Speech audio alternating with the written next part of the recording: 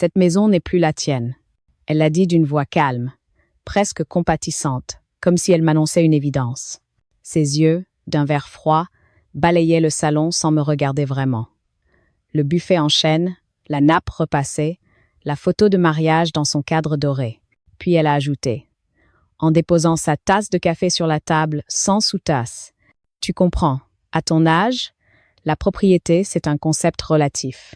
Je n'ai rien répondu. Le mot relatif est resté suspendu, comme une poussière dans la lumière. Je me suis sentie traversée par un frisson, pas de peur, mais de lucidité. Quelque chose venait de se briser, sans bruit. Ma belle-fille, Marion, s'est levée, a remis son manteau beige, a souri comme on sourit après une victoire silencieuse. Je repasserai avec Paul pour qu'on regarde les papiers, d'accord? J'ai hoché la tête, mécaniquement. La porte s'est refermée, la clé a tourné de l'autre côté leur clé, pas la mienne. J'ai entendu la maison respirer. Un craquement dans l'escalier, un courant d'air derrière la porte de la cuisine. J'ai posé ma main sur la table, cette table que Pierre et moi avions achetée en 1979 à un menuisier du bourg. Les veines du bois couraient encore sous ma paume, vivantes. Je me suis dit, non Marion, pas celle-là, pas cette maison. Mais je n'ai rien dit à voix haute. Parce que le silence, parfois, protège mieux qu'un cri. J'ai continué à ranger les tasses. Dans l'évier, la porcelaine a teinté doucement. Je me suis surprise à essuyer la table, en suivant les contours de chaque tache, comme si je voulais fixer encore un peu de moi dans ces lieux. Dehors, les branches du vieux lilas griffaient la vitre. Les bourgeons pointaient déjà. Marion ne savait pas que chaque geste, chaque phrase, je les notais. Pas sur un téléphone, pas sur un ordinateur, mais dans un carnet noir, relié cuir, celui que Pierre m'avait offert pour mes 60 ans, pour écrire ce que tu n'oses pas dire, m'avait-il dit en riant. Depuis sa mort, ce carnet était devenu ma mémoire. Ce jour-là, j'y ai inscrit en lettres capitales. Mardi 7 mars, 14h37. Elle a dit « Cette maison n'est plus la tienne ». Je ne savais pas encore jusqu'où cette phrase allait me conduire. Je me suis assise dans le fauteuil près de la fenêtre, celui où Pierre lisait le journal le matin. La lumière d'hiver tombait oblique sur les rideaux. J'ai entendu, au loin, les pas de mon fils sur les graviers. Il sortait du garage, rejoignait Marion dans la voiture. Un claquement de portière, un moteur, puis le silence. Je me suis levée, j'ai fait le tour du salon. Chaque objet semblait vouloir témoigner. La pendule héritée de ma mère, arrêtée depuis des années. Le vase fêlé où j'avais mis des branches de laurier. La photo de famille où Marion, déjà, se tenait un peu en avant, la main posée sur l'épaule de Paul comme un drapeau planté. Je me suis sentie vieille, soudain. Pas fatiguée, non. Vieille, dans le sens de déplacée, comme un meuble qu'on garde par politesse. Et puis une pensée m'a traversée, nette. Il pense que je ne sais plus rien faire, que je ne comprends plus les papiers, les signatures, les droits. Alors j'ai fermé les volets, j'ai allumé la lampe du bureau, j'ai pris le carnet noir et j'ai commencé une nouvelle page. À partir d'aujourd'hui, je note tout. Les mots, les dates, les silences, ce qu'il croit invisible. La maison m'écoutait. J'ai senti son vieux plancher craquer sous mes pas comme pour me dire « Tiens bon ». Dehors, la pluie a commencé à tomber. Je n'ai pas pleuré. Je me suis promis simplement une chose, ne plus jamais laisser quelqu'un parler à ma place. Avant qu'il ne prononce ces mots « Cette maison n'est plus la tienne », j'avais cru naïvement qu'une maison pouvait protéger du temps, qu'elle suffisait à retenir ceux qu'on aime. Mais la vérité, c'est qu'une maison ne garde pas les gens, elle garde les traces. Quand Pierre et moi avons acheté celle-ci, nous étions jeunes, pauvres et heureux. Il travaillait au dépôt SNCF, je faisais des ménages chez les notables du bourg.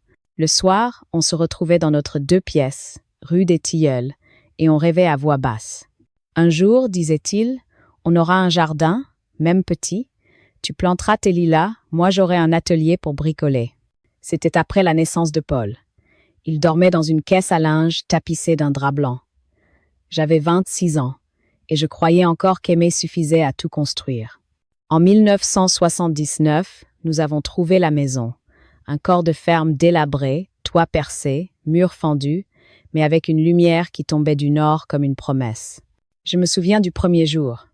La poussière dans le soleil, l'odeur du plâtre humide, et Pierre riant, disant « Elle n'est pas belle, mais elle nous attendait. Nous avons tout refait, pierre après pierre, à la main. Je portais les seaux de mortier, lui posais les tuiles, et le soir, on mangeait debout, les mains pleines de calcaire, heureux de notre fatigue. Chaque pièce a grandi avec nous. La cuisine, d'abord, avec sa cuisinière à bois, où j'ai appris à faire les soupes épaisses qu'il aimait tant.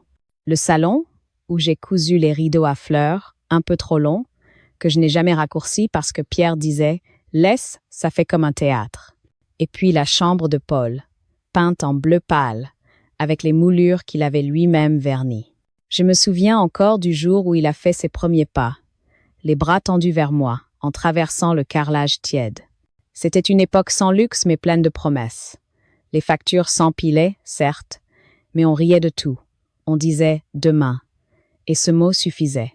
Les années ont passé comme une eau calme. Pierre a vieilli avant moi. Ses épaules se sont voûtées, ses mains sont devenues des cartes de vénule bleue.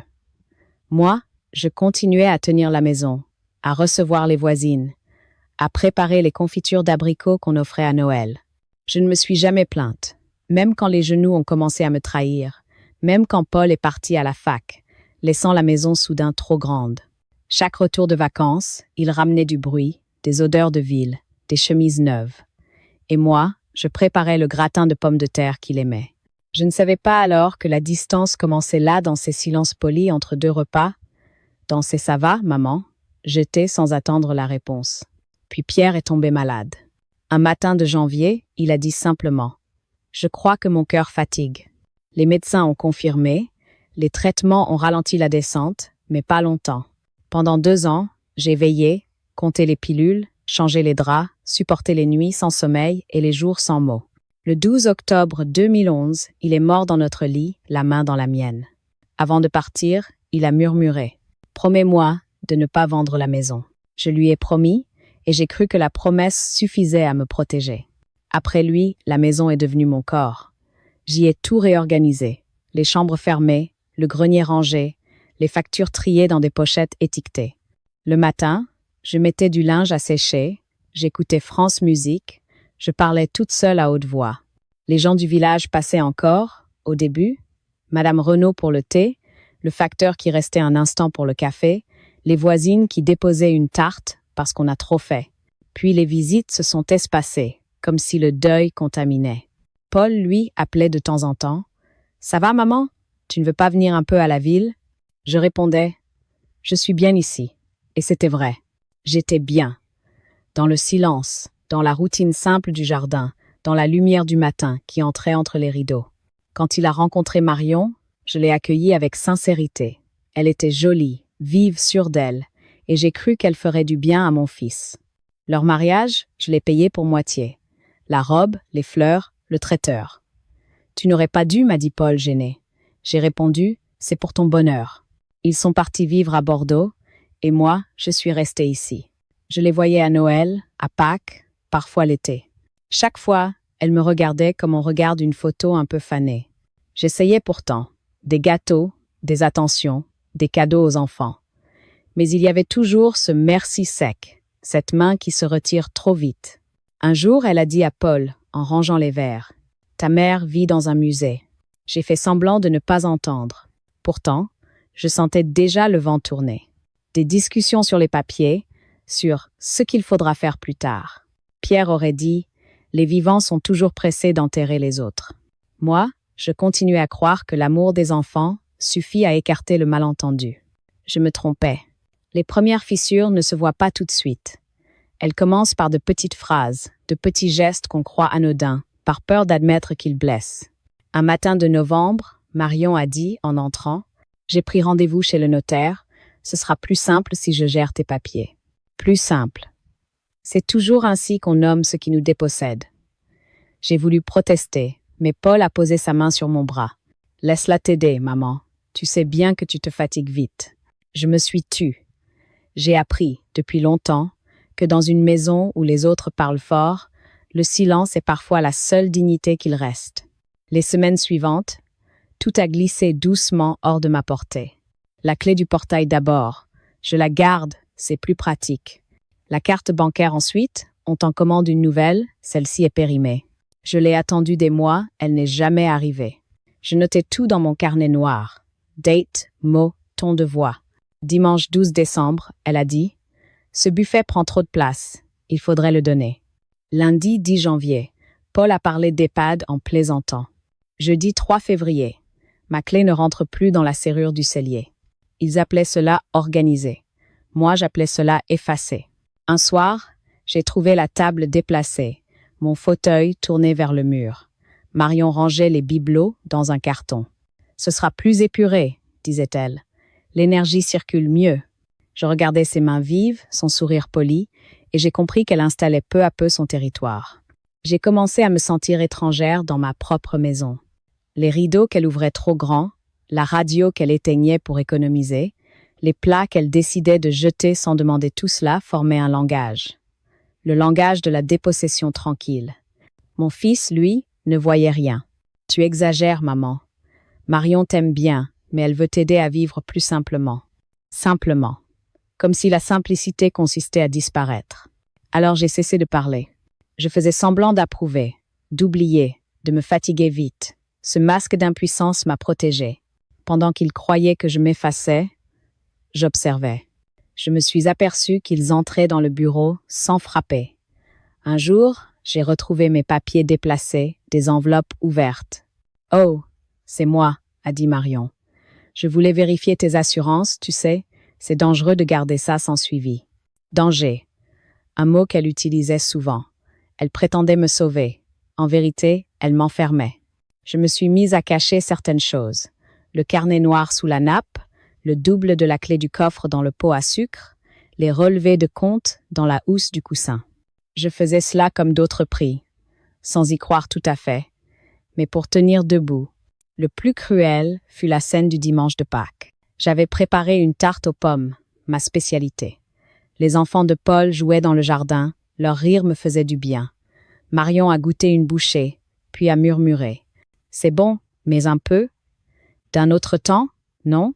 Les mots m'ont frappé au plexus. D'un autre temps, comme moi, comme tout ce que j'étais. Ce soir-là, j'ai compris que pour eux, j'étais déjà un vestige. Une présence polie, utile pour les repas de famille, gênante le reste du temps. Mais j'ai aussi compris qu'ils me sous-estimaient. Ils pensaient que vieillir, c'était oublier. Ils ignoraient que certains souvenirs deviennent des preuves. Je suis allée me coucher tôt, sans bruit. Dans le noir, j'ai posé ma main sur le mur. La maison battait encore, comme un cœur lent.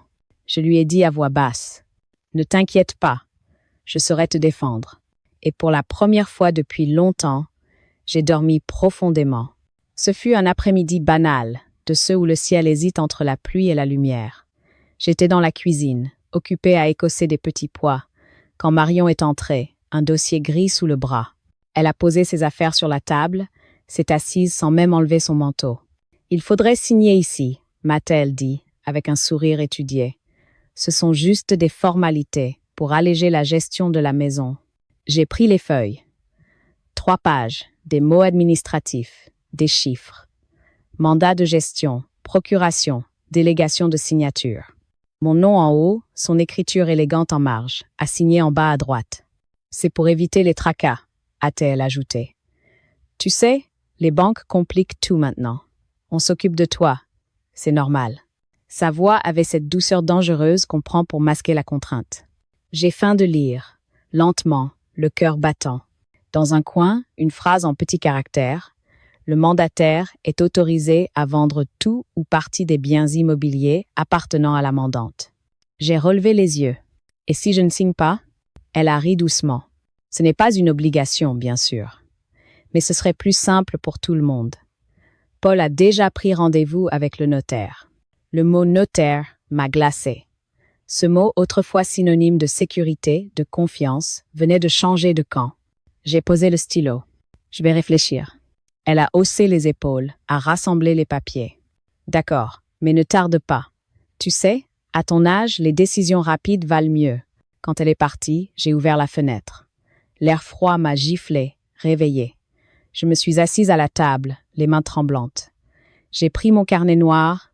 Jeudi 14 avril, Marion m'a fait signer un mandat. Je ne signe pas, elle ment, vérifié chez le notaire. Le lendemain, J'ai mis mon manteau, j'ai pris le bus pour le centre-ville. Le trajet m'a semblé interminable. Devant l'étude notariale, j'ai hésité un moment honteuse d'avoir à défendre ce qui devrait être évident. Sa propre maison. La secrétaire m'a reconnue. « Vous êtes Madame Martin, n'est-ce pas? Votre belle-fille est passée ce matin. » Mon cœur s'est arrêté. Pourquoi faire? Elle disait que vous aviez oublié votre dossier. Elle m'a tendu un papier. Je l'ai lu. Il y avait mon nom, mon adresse et une signature, la mienne, du moins une imitation maladroite. J'ai senti ma gorge se serrer. Je n'ai pas crié. J'ai simplement demandé à parler au notaire. Maître Dufresne. Il m'a reçu avec bienveillance, un homme au visage calme. Je lui ai montré la signature. Ce n'est pas la vôtre, n'est-ce pas? Non. Il a hoché la tête. C'est une tentative de procuration frauduleuse. Nous allons bloquer la procédure immédiatement. Et je vous conseille, madame, de tout consigner. Nom, date, copie. Je l'ai remercié, la voix tremblante. En sortant, j'ai senti mes jambes fléchir. Dans la rue, les passants me frôlaient sans me voir. J'avais l'impression d'être devenue invisible, non pas à cause de mon âge, mais parce qu'on m'avait déjà rayé du monde des propriétaires, des importants. Sur le chemin du retour, je me suis arrêtée devant une vitrine de papeterie. J'ai acheté un classeur bleu, des intercalaires et un stylo plume. Ce soir-là, j'ai commencé un dossier, Affaires maison. J'y ai glissé la copie du faux mandat, une note manuscrite et la carte du notaire. Puis j'ai écrit sur la première page. Je me souviendrai de tout. Ce qu'ils ont voulu me prendre, je le reprendrai autrement, par la vérité. Les jours suivants, Marion a semblé nerveuse. « Alors, tu as signé? »« Pas encore, » ai-je répondu. Elle a insisté. « Paul a besoin de savoir, il faut qu'on avance. » Je l'ai regardée longuement. « Vous avancerez sans moi. » Ce fut la première fois qu'elle perdit son sourire.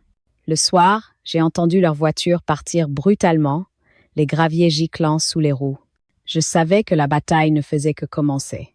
Je me suis assise près de la fenêtre, face à la nuit. J'ai senti dans ma poitrine non plus la peur, mais une étrange paix. Ce n'était plus eux qui me faisaient peur, c'était moi qui leur faisais peur maintenant, parce que j'avais ouvert les yeux. Dans le silence, j'ai murmuré. « Pierre, je ne te trahirai pas. » Cette maison, je la défendrai jusqu'à mon dernier souffle. Et le vieux plancher a craqué, comme s'il m'approuvait. Les jours qui ont suivi ont eu le goût métallique de l'insomnie. Je ne dormais plus. La nuit, les images défilaient. La chemise grise, la signature fausse, le regard doux et froid de Marion, les épaules de mon fils qui s'affaissaient quand je parlais. Je me levais à 3 heures, allumais la petite lampe du bureau et j'écrivais. Des phrases courtes, sèches, comme des battements de cœur. Ils mentent. Ils veulent la maison. Je ne suis pas folle. Je ne suis pas finie. Le carnet noir s'épaississait. Chaque page devenait une preuve, une manière de ne pas sombrer. Pendant des années, j'avais cru que vieillir signifiait se retirer doucement du monde, que c'était normal de laisser les autres décider, choisir, signer. Mais non, vieillir ne veut pas dire renoncer. Vieillir, c'est apprendre à voir. Et moi, je voyais désormais très clairement. Un matin, j'ai ouvert la radio. Une émission parlait des abus familiaux sur les personnes âgées. Je me suis arrêtée net. Une voix disait « Les manipulations affectives précèdent souvent les abus patrimoniaux. Elles se dissimulent sous les mots « aider »,« protéger »,« simplifier ». Je me suis sentie transpercée. C'était exactement ça. J'ai éteint la radio et j'ai regardé la maison autour de moi. Tout me parlait. Le fauteuil qu'elle avait déplacé, la clé qu'on m'avait empruntée, le silence qu'il m'imposait. J'ai compris que mon erreur avait été d'aimer sans prudence. Pierre, lui, aurait flairé le piège. Il disait toujours « La bonté c'est beau, mais c'est dangereux quand elle ne sait pas dire non. » Je lui ai murmuré « J'ai été lente, Pierre, mais je suis encore là. » Ce soir-là, j'ai sorti les papiers de la vente de la maison, ceux qu'il avait soigneusement classés dans une boîte en fer. J'ai relu chaque ligne, chaque date. En bas du contrat, il y avait cette phrase. « Propriété pleine et entière appartenant à Monsieur et Madame Martin, en parts égales, sans clause de transfert anticipé. » Je l'ai caressé du doigt, comme on touche une cicatrice. C'était notre signature, notre encre. Je me suis alors demandé à quel moment exactement mon fils avait cessé de me considérer comme une mère pour me voir comme un obstacle. Je n'ai pas trouvé de réponse. Peut-être qu'il n'y a pas de moment précis, seulement un lent glissement, comme la poussière sur un meuble qu'on ne nettoie plus, mais la colère ne m'a pas emporté. Non, ce n'était pas de la colère, c'était une forme de lucidité froide, presque tranquille. Je savais maintenant que je ne pouvais pas leur expliquer, ni leur faire honte. Il fallait agir, légalement, méthodiquement. Le lendemain, j'ai préparé un dossier pour moi seul. Copie de ma carte d'identité, titre de propriété, relevé bancaire, photocopie du mandat falsifié, liste chronologique de tous les faits. Je les ai rangés dans le classeur bleu, sous l'étiquette « Vérité ». Puis j'ai pris un rendez-vous discret avec un avocat que m'avait recommandé la secrétaire du notaire, une certaine maître Clément, jeune, vive, mais avec un regard honnête. Quand je suis entrée dans son bureau, elle s'est levée pour m'accueillir. « Asseyez-vous, Madame Martin. Racontez-moi tout, dans l'ordre. » Je lui ai parlé 1 heure, calmement, sans larmes. Elle notait, hochait la tête. À la fin, elle a posé son stylo. « Vous avez bien fait de venir. Vous avez des preuves et surtout, vous avez votre tête. C'est ce qui leur fait peur. » Elle a sorti un document. Nous allons déposer une main courante pour tentative de fraude et de procuration abusive. Cela ne déclenchera pas encore de procès, mais cela posera une trace. Et surtout, je vous conseille d'écrire une lettre au notaire pour signaler toute demande future faite en votre nom sans votre présence physique. Je l'ai écoutée, apaisée par la rigueur de sa voix. Avant de partir, elle a ajouté « Vous savez, Madame Martin, ce que vous vivez n'est pas rare, mais peu de femmes de votre âge oseraient agir. Vous avez choisi la dignité. Gardez votre calme, c'est votre meilleure arme. » Sur le chemin du retour, j'ai marché lentement. Je regardais les vitrines, les passants pressés, les couples qui se tenaient la main. Je me suis sentie vivante, paradoxalement, comme si, après des années d'effacement, je retrouvais enfin ma place dans le monde, celle d'une femme encore capable de dire non. Le soir, j'ai préparé du thé au jasmin et j'ai écrit dans mon carnet. Je ne crierai pas, je ne supplierai pas. Je construirai ma vérité comme on construit un mur, pierre après pierre, avec patience et silence. Dans la maison, la pendule s'est remise à battre. Peut-être que le ressort s'était débloqué, ou peut-être que c'était moi. Tout s'est enclenché à partir de là, non pas dans la précipitation, mais dans une sorte de calme calculé que je ne me connaissais pas. J'avais compris que la colère est inutile quand elle ne sait pas écrire son nom. Alors j'ai choisi la précision. Je me suis d'abord rendue à la banque. Nadia, la conseillère, m'a accueillie avec ce ton protecteur qu'on prend avec les anciens clients. Mais quand je lui ai raconté l'histoire du mandat falsifié, son visage s'est figé. « On va tout bloquer, Madame Martin. » Elle a imprimé des documents, m'a expliqué. « Vous gardez désormais l'unique signature autorisée sur vos comptes. Aucune opération ne sera validée sans votre présence physique, et nous changeons vos identifiants. » Elle m'a tendu un stylo. « Vous êtes plus lucide que beaucoup de gens de mon âge, vous savez. » Je suis ressortie avec une carte neuve et un sentiment étrange, la certitude d'exister à nouveau. Puis, j'ai appelé Maître Clément, mon avocate. Elle m'a dit « L'étape suivante, c'est de sécuriser la maison. Si vous la laissez entre leurs mains, ils trouveront toujours un moyen de vous l'enlever. » Elle m'a conseillé un acte notarié. La vente de la nue propriété, avec réserve d'usufruit. Vous resterez chez vous toute votre vie. Personne ne pourra vous en expulser. Et à votre mort, la maison reviendra à l'acheteur choisi, pas à ceux qui ont voulu vous la prendre. Elle m'a regardé droit dans les yeux. C'est légal, irréversible et moralement impeccable. Cette idée m'a d'abord blessé vendre la maison de Pierre, celle qu'on avait bâtie pierre après pierre. Mais l'injustice m'avait appris qu'il y a des séparations qui protègent mieux que les fidélités naïves. Alors, j'ai pris rendez-vous avec le notaire de confiance, Maître Perrault, le fils de celui qui nous avait mariés. Je suis entrée dans son bureau comme on entre dans une église. L'odeur du bois ciré, les piles de dossiers, le silence feutré, tout me rappelait Pierre, ses mains, sa rigueur. Je lui ai tendu le classeur bleu. Il a tout lu, lentement, puis il a levé les yeux vers moi. « Vous avez tout prévu. C'est impressionnant. Je ne veux plus qu'on décide pour moi. » Il a souri. « Alors, nous allons sceller cela par acte. Vous vendrez, mais vous resterez ici.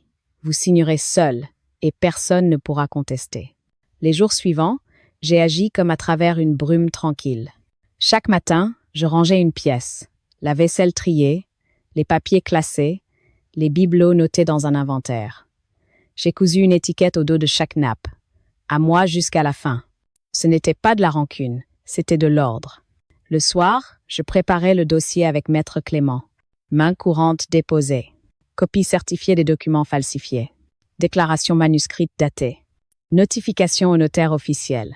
Tout était net, numéroté, irréfutable. Elle m'a dit « Vous avez créé un mur de papier. Ils ne pourront plus passer. » Pendant ce temps, Marion continuait ses visites. Toujours aimable, mais nerveuse. « Tu sembles fatiguée, maman. Si tu veux, on peut t'aider à vendre, tu sais. » Je lui ai souri. « Ce n'est pas nécessaire. J'ai déjà trouvé quelqu'un. » Elle a cligné des yeux, déstabilisée. « Quelqu'un? » « Oui, un couple charmant. Ils aiment le lilas du jardin. » Elle a compris que je n'avais plus besoin d'elle. J'ai vu la peur passer dans son regard, furtive comme une ombre. Je n'ai rien dit à Paul. Pas encore. Il aurait voulu comprendre, justifier, négocier. Moi, je voulais simplement agir. Sans éclat. Le notaire a trouvé des acheteurs parfaits. Un couple de retraités, modestes, discrets, amoureux des vieilles pierres. Nous avons convenu d'une vente de la nue propriété. Je gardais l'usufruit, eux hériteraient plus tard. Le prix était correct, symbolique presque. Mais ce n'était pas une affaire d'argent, c'était une affaire de paix. Le jour de la signature, Maître Perrault m'a fait asseoir face à lui. « Vous êtes prête? » « Oui. » Il a lu lentement l'acte, chaque mot pesé. Madame Martin conserve la jouissance du bien jusqu'à son décès, sans limitation ni contrôle. Quand j'ai signé, j'ai senti mes doigts trembler, non de peur, mais de puissance. Je suis rentrée chez moi avec un double de l'acte et une clé neuve. Le vent soufflait fort ce jour-là. Le lilas remuait comme s'il voulait applaudir.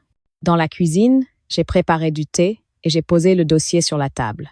Le papier notarié me paraissait plus solide que les murs. Je me suis dit, il croit que je me défends. Mais non, je me libère. Le lendemain, j'ai appelé Paul. « Je t'invite à venir dimanche, il faut qu'on parle. » Il a hésité. « Marion aussi? » « Oui, bien sûr. Vous deux. » J'avais décidé de leur dire la vérité, à ma manière. Non pas pour les punir, mais pour les laisser face à eux-mêmes. J'ai nettoyé la table du salon, sorti la nappe blanche de mes noces, ciré les tomates. Je voulais que la justice ait l'air d'un dîner paisible. Le samedi soir, j'ai écrit dans mon carnet noir. « Demain, je reprends la maison, pas en criant, mais en signant. Pas avec la colère, mais avec la loi. » Ils sont arrivés un peu en retard, comme toujours. La voiture a soulevé des graviers dans l'allée, puis le bruit du moteur s'est éteint. Je les ai vus depuis la fenêtre. Paul portait sa veste bleu marine, l'air soucieux. Marion marchait devant lui, droite, le menton haut, une pochette de cuir sous le bras. Je suis restée un instant à la porte, le cœur battant, mais étrangement calme. J'avais préparé la table, nappe blanche, tasse de porcelaine, un bouquet de lilas dans un vase. La maison sentait le bois ciré. Tout était à sa place, comme un décor de théâtre prêt pour la dernière scène. Marion a été la première à parler. « Alors, qu'est-ce qu'il y a de si urgent? Asseyez-vous, » ai-je répondu doucement. Ils se sont installés face à moi, l'un à côté de l'autre. Paul évitait mon regard. Marion a ouvert sa pochette, sorti des feuilles. Nous avons réfléchi. Il faut qu'on anticipe, tu comprends? La maison, les frais, les impôts. Je l'ai laissé parler, sa voix pleine d'assurance, d'une froideur professionnelle. Quand elle a repris son souffle, j'ai posé sur la table le dossier bleu. « Je t'arrête, Marion. Tout cela est déjà réglé. » Elle a cligné des yeux. « Réglé? Comment ça? » J'ai vendu la maison. Un silence, puis un rire incrédule. « Quoi? À qui? » À un couple charmant. La signature a eu lieu jeudi, chez Maître Perrault. Paul s'est levé d'un bond. « Mais tu n'avais pas le droit sans nous prévenir. »« Si, » ai-je répondu. « C'est encore mon bien, et je conserve l'usufruit à vie. Personne ne pourra me faire partir. » Marion a pâli. « Tu plaisantes? Tu veux dire que tu as tout organisé dans notre dos? » « Exactement comme vous l'aviez fait, » ai-je dit calmement. « La différence, c'est que moi, je l'ai fait dans la légalité. » Elle a tapé du plat de la main sur la table. « C'est insensé. Nous avions des projets, Paul avait prévu, Prévu quoi? Ai-je coupé. De me mettre sous tutelle? De vendre la maison en mon nom? De m'effacer proprement? Ma voix n'a pas tremblé.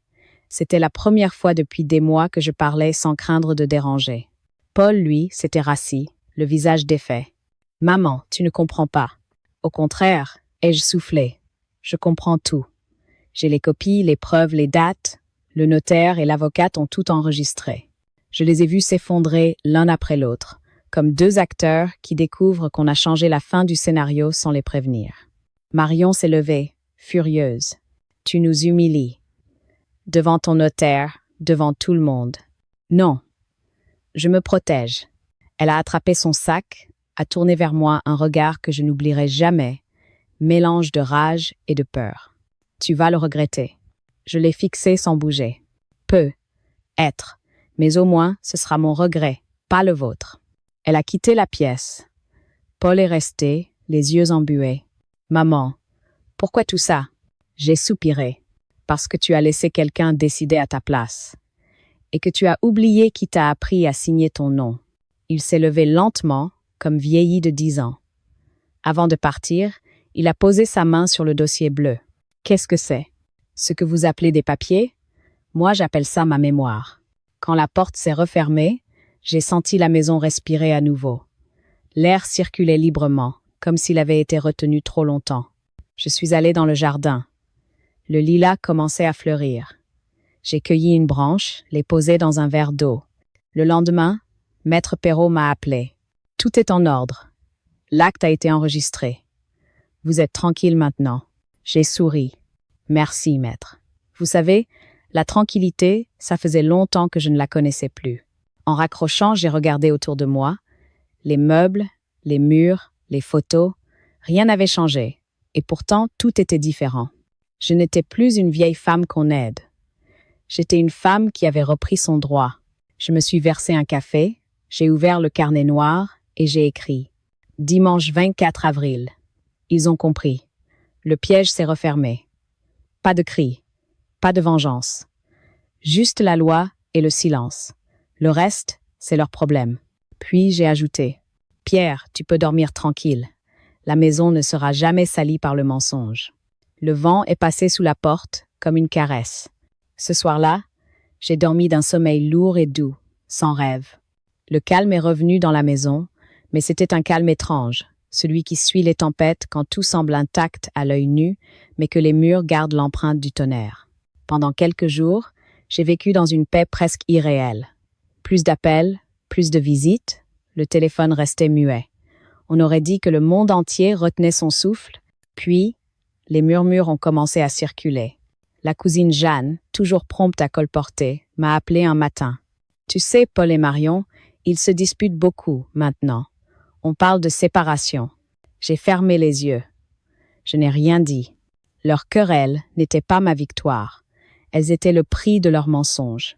Quelques jours plus tard, une lettre recommandée est arrivée. L'enveloppe portait le nom d'un cabinet d'avocats bordelais. Je l'ai ouverte sans trembler. Demande de vérification de validité d'acte de vente. J'ai souri. Maître Clément, que j'avais mis en copie de tous mes documents, a répliqué en 3 lignes. L'acte est régulier, signé en présence de notaire et de témoins. Toute contestation serait abusive et sans fondement. Je n'ai plus jamais entendu parler d'eux. Mais les nouvelles me parvenaient, malgré moi. On disait que Paul avait quitté la maison familiale pour un temps, que Marion, furieuse, l'accusait d'avoir laissé filer un héritage. Je l'imaginais. Le soir, seule dans leur salon moderne, entourée de meubles qu'elle avait choisis, comptant ses colères au lieu de son argent. Et je pensais à Pierre, à sa voix calme. L'injustice finit toujours par se manger elle-même. Il avait raison. Un matin, j'ai trouvé dans ma boîte aux lettres une enveloppe sans timbre. À l'intérieur, une feuille pliée en 4, sans signature. Une écriture que je connaissais trop bien. Tu aurais pu nous faire confiance. Maintenant, tout est brisé. J'ai posé la lettre sur la table, j'ai pris ma tasse de café et j'ai regardé la vapeur monter. Brisé? Non. Libéré? Peut être. Ce qui se brise, c'est ce qui n'était pas solide. Le temps a passé. Je me suis habituée au silence. Il ne me faisait plus peur. Il me protégeait. Je continuais de tenir la maison, d'arroser les plantes, de passer le chiffon sur le buffet, comme on entretient un souvenir fidèle. Parfois, le soir, je montais dans la chambre de Paul. Je m'asseyais au bord du lit, je regardais la photo d'un petit garçon aux joues rondes, et je me disais, où est passé cet enfant-là? Puis je soufflais la bougie. Les voisins, eux, avaient compris que quelque chose s'était passé. Un jour, Madame Renaud est venue sonner, une tarte à la main. On disait que vous aviez eu des soucis, mais vous avez l'air bien, finalement. Oui, ai-je répondu. J'ai remis un peu d'ordre. Elle a hoché la tête, sans poser de questions. Les femmes de mon âge savent reconnaître une victoire qu'on ne raconte pas. Au village, certains ont pris parti, d'autres se sont tus. Les ragots allaient bon train, comme toujours. Elle a déshérité son fils. C'est la belle-fille qui a voulu la mettre dehors. Moi, je restais droite, polie, indifférente. Je savais que la vérité, cette fois, était écrite noir sur blanc, cachetée, enregistrée. Le notaire m'a conseillé de ne plus répondre à leurs tentatives de contact. Le temps fera le reste, Madame Martine. Le temps, oui. Le temps, c'est la seule justice qu'on ne peut ni acheter, ni falsifier. Une nuit, j'ai rêvé que la maison s'effritait, pierre après pierre. Mais au réveil, elle était toujours là, solide, calme. Peut être que c'était moi qui changeais. Je n'avais plus peur de la perdre, parce qu'elle ne m'enfermait plus. Et puis, un dimanche de septembre, alors que je rentrais du marché, j'ai trouvé un bouquet posé sur le pas de la porte. Des dahlias rouges, sans carte. J'ai su que c'était lui. Mon fils. Il n'avait pas osé frapper. J'ai mis les fleurs dans un vase, je les ai regardées longtemps. Elles se sont fanées vite, comme tout ce qui vient trop tard. Pourtant, je n'ai pas pleuré. Parce que je sentais au fond de moi une paix nouvelle. J'avais rompu la chaîne. Je n'étais plus la mère qu'on manipule, ni la vieille femme qu'on pèse en héritage. J'étais simplement moi, celle qui avait osé dire non. Le soir, j'ai écrit dans mon carnet. L'éclatement de la famille, c'est le bruit que fait la vérité quand elle se libère. Puis j'ai ajouté, je ne leur en veux plus, mais je ne leur appartiens plus. Le lendemain, j'ai pris une décision. Vendre le peu d'affaires que je n'utilisais plus et partir vivre ailleurs, près de la mer, là où personne ne me connaissait, où mon nom n'évoquerait plus une querelle, mais juste une vieille dame tranquille. La maison était sauvée. Moi, j'avais encore une vie à vivre. Je suis partie un matin de février, discrètement, comme on ferme un livre après l'avoir lu jusqu'au bout. J'avais vendu quelques meubles, donné le reste. Dans ma valise, quelques robes, le carnet noir, le dossier bleu, la photo de Pierre dans un cadre en bois clair et une tasse en porcelaine fêlée. Rien d'autre. Le train pour la côte atlantique traversait des paysages gris et calmes. Champs nus, villages endormis, forêts de pins. À chaque arrêt, je respirais un peu plus librement. Quand j'ai vu la mer pour la première fois depuis des années, j'ai senti quelque chose se délier dans ma poitrine. C'était une petite ville de bord de mer, pas touristique, juste des ruelles blanchies, des volets bleus, des pêcheurs qui saluaient de la main. J'ai loué un petit appartement au 3e étage, sans ascenseur, mais avec un balcon qui donnait sur le port. La propriétaire, une veuve comme moi, m'a dit en me remettant les clés. Ici, on vit lentement, on écoute la mer et on se tait. Je lui ai répondu, alors je suis faite pour cet endroit. Les premiers jours, j'ai dormi longtemps. Le matin, je sortais acheter du pain au marché. Les marchands m'appelaient Madame la Nouvelle et je riais. Le soir, je buvais un thé en regardant les bateaux rentrer, les mouettes tournoyer au-dessus des filets. Je redécouvrais le luxe du silence choisi. Peu à peu, une routine s'est installée. Le mardi, je faisais le marché. Le jeudi, j'allais à la bibliothèque municipale, petite mais bien tenue. Le dimanche, je me promenais sur la jetée, un livre dans la poche. Les gens m'ont adopté sans curiosité. On me laissait tranquille, et pourtant je n'étais plus seule.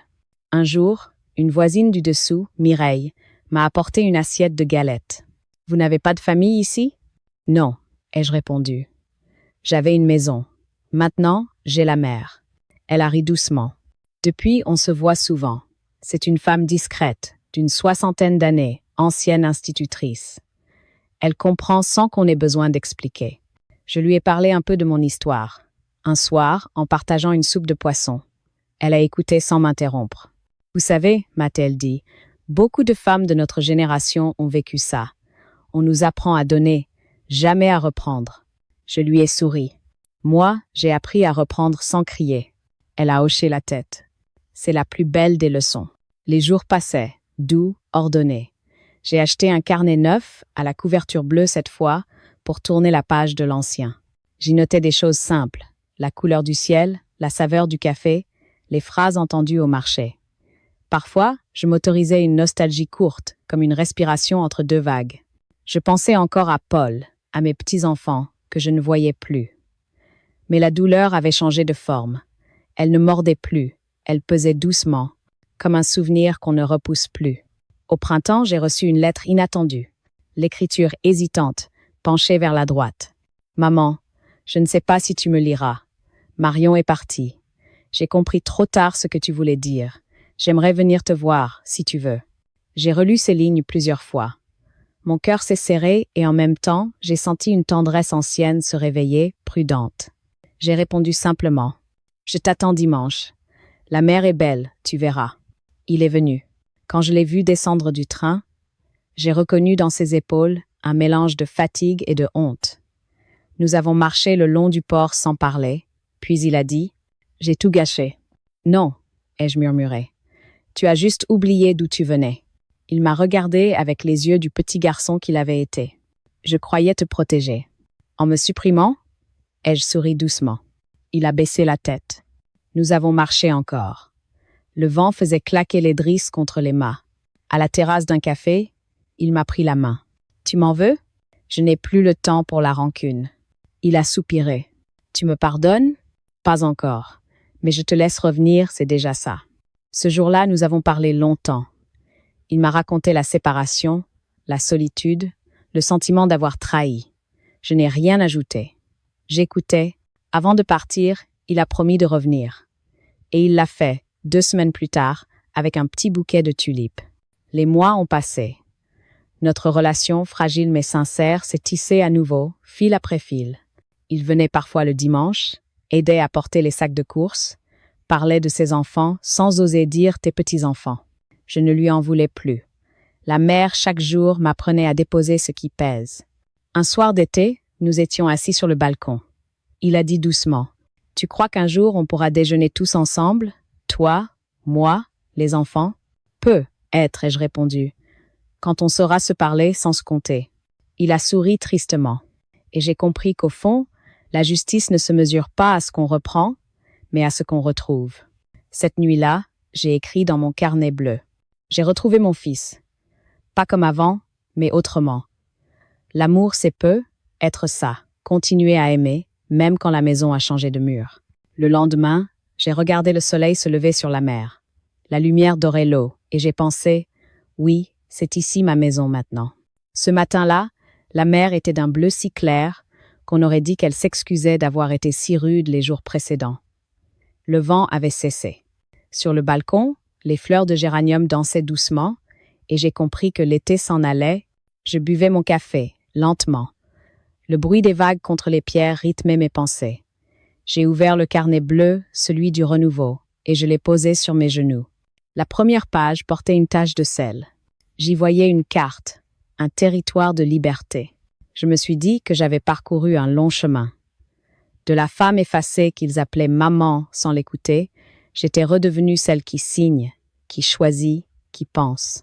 Il m'avait fallu presque toute une vie pour comprendre que le silence n'est pas toujours la soumission qu'on lui prête. Il peut être un espace où l'on reconstruit sa voix. Je repensais à Pierre, à ses mains usées par le travail, à ses yeux calmes quand il me disait « La dignité, Madeleine, c'est ce qui reste quand on t'a tout pris. » Il avait raison. Ce n'est pas la maison qui m'avait rendue libre, ni même la victoire contre Marion. C'était le fait d'avoir retrouvé ma place à moi, celle d'une femme qui ne demande plus la permission d'exister. Le téléphone a vibré. Un message de Paul. « Je passe dimanche avec les enfants. » J'ai souri. Le monde, parfois, sait réparer sans bruit ce qu'il a brisé dans le fracas. Je me suis levée. J'ai ouvert grand les fenêtres. L'air salé est entré, frais et vivant. J'ai marché lentement dans la pièce. Chaque pas résonnait comme une affirmation. Je suis encore ici. Je suis debout. Sur la table, la photo de Pierre me regardait. J'ai posé la main sur le cadre. « Tu vois, mon amour, j'ai tenu parole. La maison n'a pas été vendue aux menteurs. Elle vit encore, quelque part, sous un autre toit, entre d'autres mains. Mais elle est en paix, comme moi. J'ai repensé à Marion, à sa voix sèche, à son sourire crispé le jour de la confrontation. Je n'éprouvais plus de colère, juste une fatigue douce. Je savais qu'un jour, peut-être elle comprendrait à son tour trop tard. Sans doute que le contrôle n'est qu'une peur mal déguisée.